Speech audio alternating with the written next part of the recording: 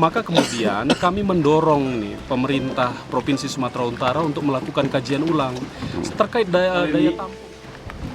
Keluhan kami, mata pencarian di sini hanyalah mengandalkan dari Danau Toba dan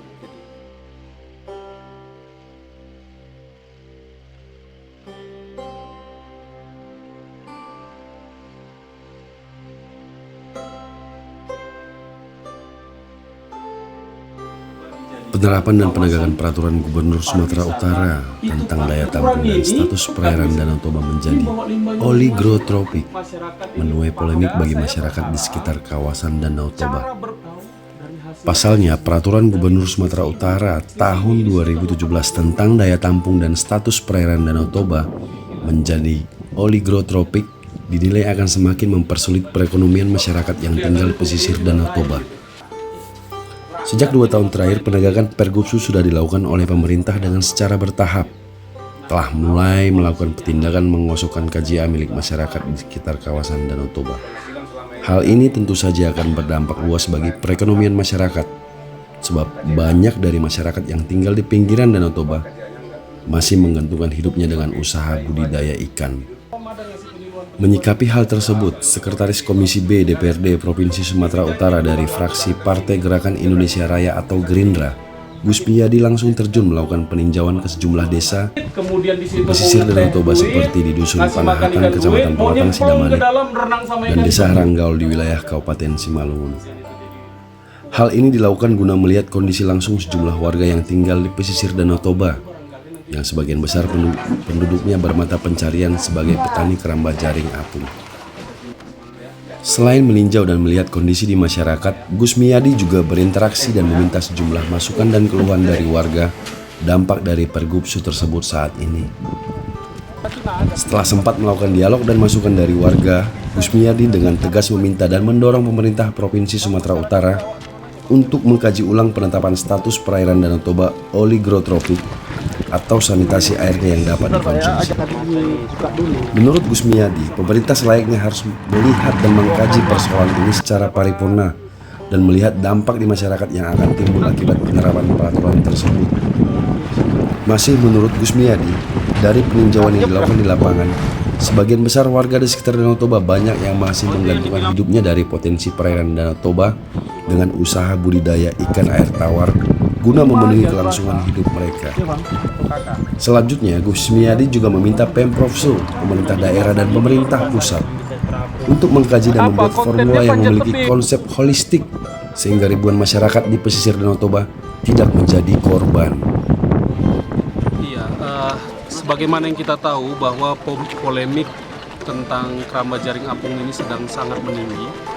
Asalnya adalah penegakan peraturan Gubernur 188 terkait dengan daya tampung Danau Toba dan status perairan Danau Toba ini. Kita tahu pemerintah menginginkan itu kapasitas kegiatan budidaya perikanan itu sebesar 10.000 ton selama 1 tahun, dan kemudian status perairan ini adalah status perairan oligotropik.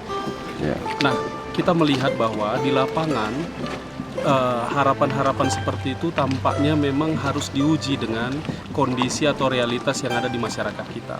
Kita tahu bahwa Danau Toba ini kondisinya itu tebing. Masyarakat hanya punya potensi perairan. Nah, sehingga kita lihat bahwa apa yang diharapkan masyarakat ini ya hanya perairan yang hari ini menjadi potensi besar untuk dikelola. Dan cara mereka mengelola adalah dengan membudidayakan ikan keramba jaring apung. Nah, saya pikir ini harus dicarikan jalan tengahnya agar kemudian potensi yang ada, kemudian potensi ekonomi yang bisa digerakkan oleh masyarakat di sini dikaitkan dengan peraturan yang ada itu ketemu titik keadilannya, sehingga kemudian masyarakat bisa berusaha dengan tenang, tapi kemudian harapan pemerintah untuk bisa memperbaiki lingkungan dan lain sebagainya itu bisa juga tercapai. Nah, maka kemudian kami mendorong nih pemerintah Provinsi Sumatera Utara untuk melakukan kajian ulang terkait daya tampung misalnya yang 10.000 tadi.